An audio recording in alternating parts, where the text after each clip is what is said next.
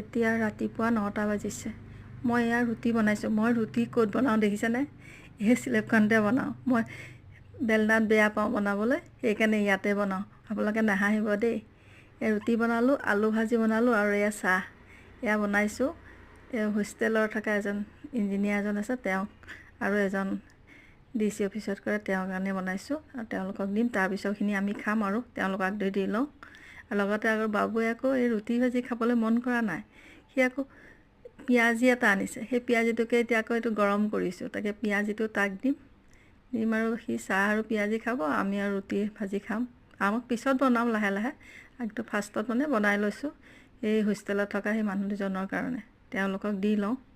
সেয়াই আৰু তাৰপিছত আৰু আমাৰ সেয়াই পাকঘৰটো, সৰু পাকঘৰটো কিবা কিবিকৈ এনেকৈ আছোঁ আৰু। নাহাঁহিব দেই, মোৰ পাকঘৰটো ইমান চাফা নহয়, কিন্তু মই এনেকৈয়ে কাম কৰোঁ।